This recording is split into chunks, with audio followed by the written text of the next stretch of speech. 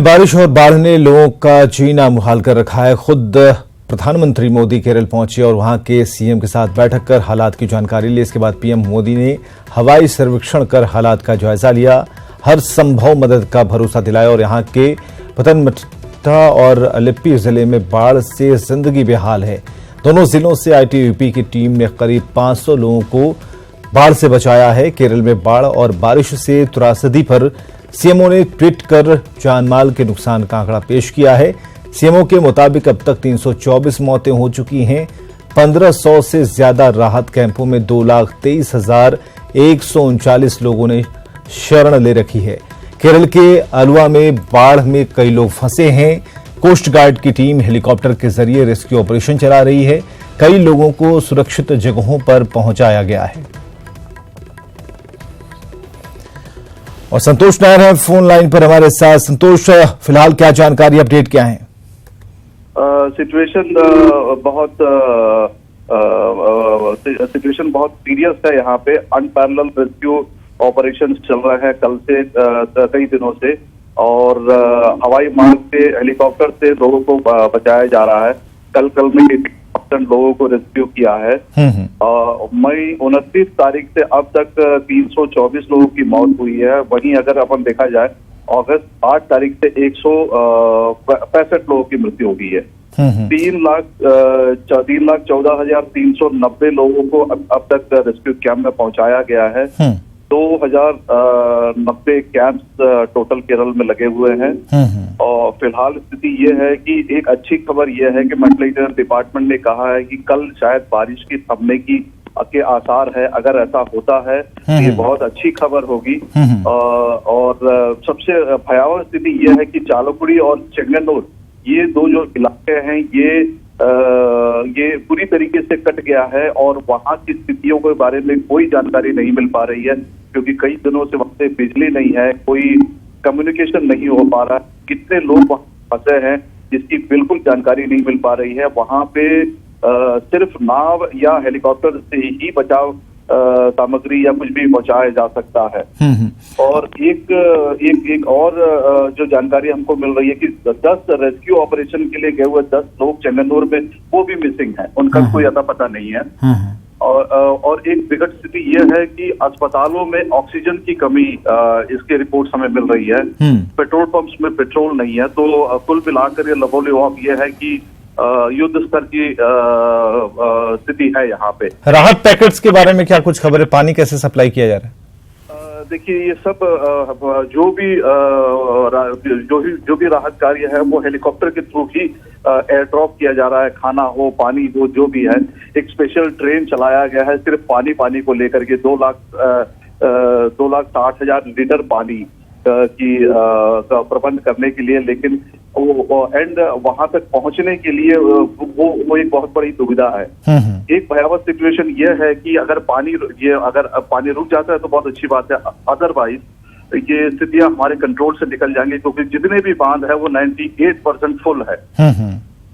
ये तो क्या इसमें और कुछ बताया गया एनडीआरएफ के बारे में कि कितने जिलों से एनडीआरएफ की टीमों को और भी लगाया जाना है, या फिर एनडीआरएफ की जो टीमें पहले से तैनात हैं, जो काम कर रही हैं, उतनी काफी हैं? ना, ये वो नाकाफी तो है ही है। अभी 14 जिलों में से 12 जिले को रेड अलर्ट पे रखा हुआ है। सिर्फ ट्रिवांड्रम और कोझिकोड जो जिला है, ये कासरगोड जो जिला है, वहां पे स्थिति सामान्य है। वहां पे पानी का उतना वो प्रकोप नहीं है। अदरवाइज 12 जिलों को जो है रेड अलर्ट घोषित किया गया है। एक्स्ट्रा टीम्स जो है, अब आप इस स्थिति से आकलन किया जा सकता है कि प्रधानमंत्री जी खुद भी दौरे तक नहीं कर पा रहे थे, वापस लौट गए। तो स्थितियां बड़ी गंभीर है। तो प्रधानमंत्री ने क्या कुछ कहा है अभी तक? क्या पत्रकारों से उन्होंने बातचीत की है, मीडिया से बातचीत की है? मीडिया से तो बात नहीं हुई है, लेकिन high level high power meeting में उन्होंने 500 करोड़ की घोषणा तो की है। हालांकि अभी तक का आकलन यह है कि कम से कम 8,000 करोड़ का नुकसान है। अगर जलस्तर बढ़ता है तो क्या उम्मीद की जा सकती है? बहुत स्थिति आउट ऑफ कंट्रोल होगा। अभी फिलहाल सिर्फ इतना ही कहा जा सकता है। हालांकि मौसम विभाग ने क्या कुछ गाइडलाइन वगैरह या फिर कुछ ऐसी चीजें फोरकास्ट की हैं जिसमें ये कहा गया है कि अब बारिश नहीं रुकेगी या फिर बारिश रुक सकती है? कितने दिन में रुकेगी? मौसम विभाग से एक पॉजिटिव खबर ये आया कि कल तक बारिश रुकने की संभावना है और उसी पे हम लोग सब ये कर रहे हैं। अगर पानी गिरता है तो फिर हाथ से चीजें निकल सकती है। चलिए, बहुत बहुत शुक्रिया हमसे बातचीत करने के लिए और तमाम अपडेट्स देने के लिए। तो जो अपडेट्स अभी हमारे सहयोगी दे पा रहे थे वो काफ़ी घबराहट पैदा करने वाले हैं। घबराहट इसलिए भी क्योंकि प्रधानमंत्री ने हवाई सर्वेक्षण किया है और खुद भी वो इन दृश्यों को देखकर काफ़ी चकित नजर आए हैं।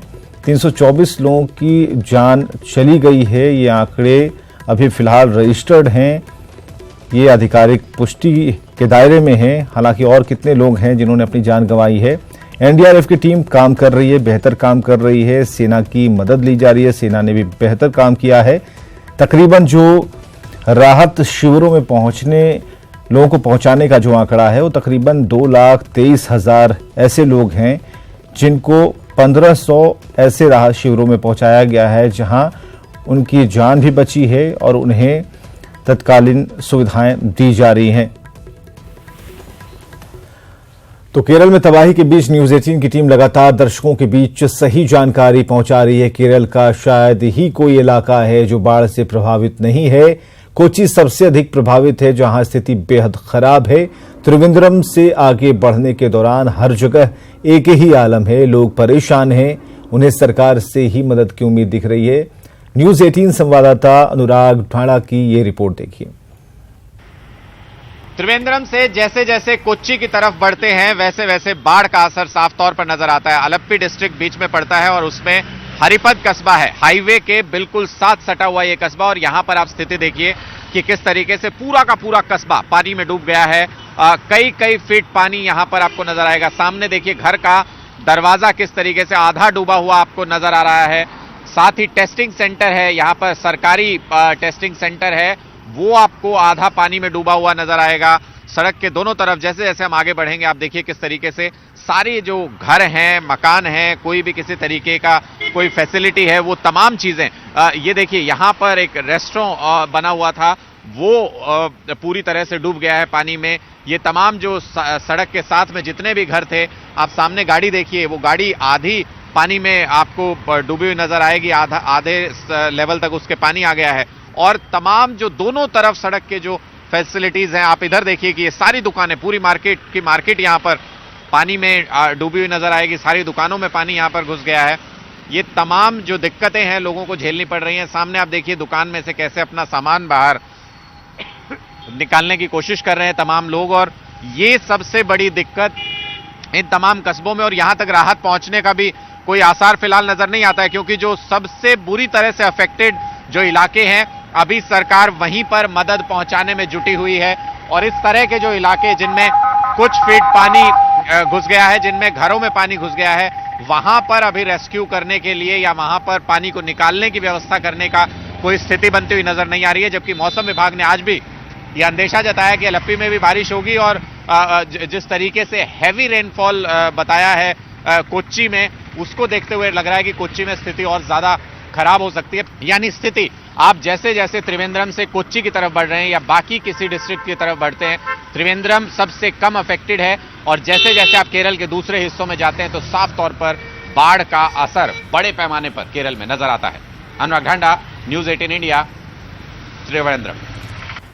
चलिए, केरल के आलपुषा जिले में भी सैलाब ने तबाही मचा रखी है। न्यूज 18 की टीम जैसे जैसे आगे बढ़ती गई, तबाही की तस्वीरें और भी डरावनी होती गईं। देखते हैं केरल के आलपुषा जिले से अनुराग ढांडा की ये रिपोर्ट। आलप्पी डिस्ट्रिक्ट के हरिपद में इस वक्त हम मौजूद हैं और हरिपद की गलियों में आप देखिए कि किस तरीके के हालात हैं। लोगों का निकलना यहां पर दूभर है और ये वो इलाके हैं जहां पर बाढ़ का असर तो है लेकिन कम असर है। इसलिए सरकार की तरफ से कोई मदद, किसी तरीके का इंतजाम भी यहां पर नहीं हो पा रहा है, क्योंकि सरकार उन इलाकों पर कंसंट्रेट करने में लगी है जहां पर बाढ़ की हालत बेहद खराब है। लेकिन यहां के लोगों की स्थिति भी आप देखिए, घर से निकल नहीं सकते हैं, दुकानों में पानी भर गया है, जो वाहनों से आवाजाही कर रहे हैं उनके वाहन बंद हो जाते हैं बीच में ज्यादा पानी में जा करके। और जो तमाम लोग हैं वो आप देखिए किस तरीके से पानी से होते हुए अपने घरों में पहुंचते हैं और ये स्थिति लगभग यहाँ की सारी मार्केट, अगर आप देखें, हम इस वक्त हरिपद की एक मार्केट में मौजूद हैं। ये सारी मार्केट यहाँ पर बंद पड़ी हुई है। लोगों के घरों में किस तरीके से पानी घुसा हुआ है, किस तरीके से गलियों में पानी घुसा हुआ है, वो आप देखिए। लोग अपनी गाड़ियों से जो आवाजाही कर रहे हैं, इसी पानी से निकलने को मजबूर हैं। और ये स्थिति तब है जब बारिश रुक नहीं रही है और लगातार बारिश के हालात आप देखिए कि किस तरीके से ये यहाँ पर एक शटर लगा हुआ है, ये शॉप है, इसमें पूरी शॉप में पानी घुस गया है। और इस शटर को भी आप देख सकते हैं। ये तमाम जो इधर जो छोटी छोटी दुकानें, यहाँ पर मंदिर सामने है बिल्कुल, और ये जो छोटी छोटी दुकानें आप यहाँ पर देख रहे हैं जो मंदिर के रास्ते में बनी हुई हैं, उन तमाम दुकानों में पानी घुस गया है। ये स्थिति हरिपद की, जहां पर अभी बहुत हैवी रेनफॉल नहीं हुआ है।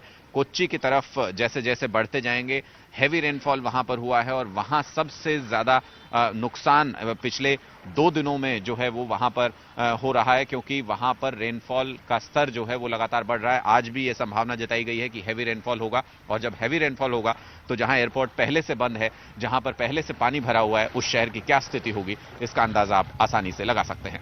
अनुराग ढांडा, न्यूज 18 इंडिया, हरिपद। चलिए आगे बढ़ेंगे। केरल के अल्लुपुझा में बाढ़ से हालात बदतर बने हुए हैं। यहाँ बाजार में कई फीट तक पानी भर गया है। सड़कों पर गाड़ियों के बजाय बोट चलाई जा रही हैं, जिसकी वजह से लोगों को सुरक्षित जगहों पर पहुंचाने का काम हो रहा है। भारी बारिश और बाढ़ का असर ट्रेनों के परिचालन पर पड़ा है। बारिश और बाढ़ की वजह से कर्नाटक और केरल के बीच चलने वाली 17 ट्रेनें रद्द कर दी गई हैं, जबकि 8 ट्रेनें आंशिक रूप से स्थगित हैं और 2 गाड़ियों के रूट भी बदले गए हैं।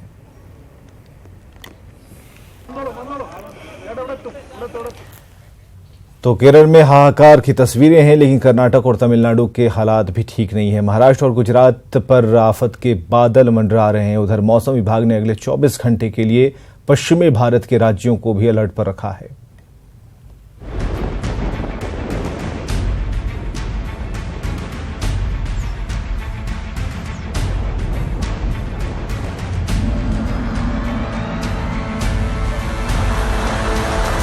ये तस्वीरें खुद ब खुद बयां कर रही हैं कि कर्नाटक में पानी ने किस तरह गदर मचा रखा है। किसी का आशियाना बह गया,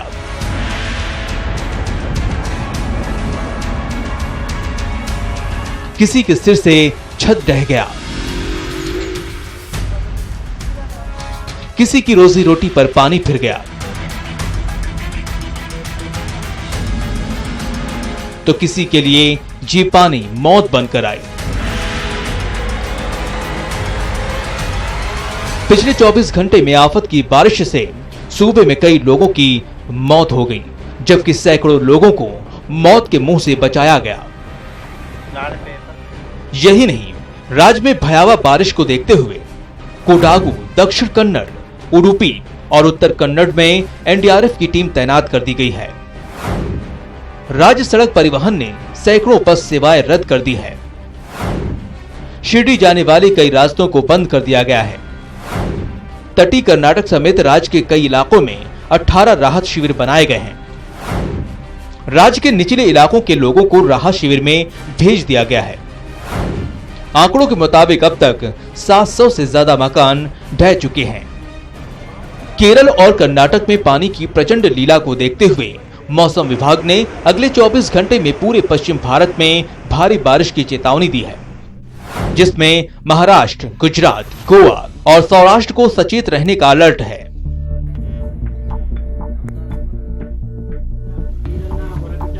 गुजरात में इस आसमानी आफत का असर भी दिखने लगा है। अहमदाबाद की सड़कों पर पानी की धार से आप अंदाजा लगा सकते हैं कि बारिश ने किस कदर अपना रौद्र रूप दिखाया है। पिछले साल प्रलयंकारी तबाही देखने वाले बनासकांठा में आफत की बारिश ने फिर से पूरे जिले को पानी पानी कर दिया है। हालांकि गुजरात में इस साल औसत से 30% बारिश कम हुई है, लेकिन मौसम विभाग की माने तो अगले 24 घंटे गुजरात के लिए भारी पड़ने वाले हैं। Bureau report, news 18 network.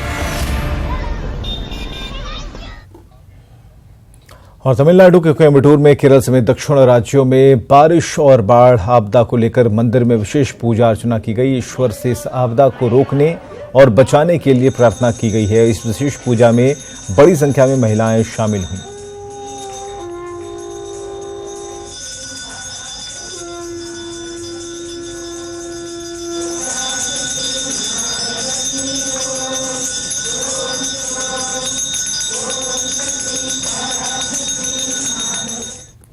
इधर बागेश्वर के कपकोट में पहाड़ी से बोल्डर गिरने का सिलसिला लगातार जारी है। जिले के हरसिला नॉन कन्याली कोट सड़क पर पहाड़ी से विशालकाय बोल्डर गिरने का लाइव वीडियो भी सामने आया है। न्यूज़ 18 पर इन एक्सक्लूसिव तस्वीरों में आप साफ देख सकते हैं कि कैसे पहाड़ी से भारी बोल्डर भरभरा कर नीचे गिर रहे हैं और ये बोल्डर सड़क से होकर नदी में जा गिरे।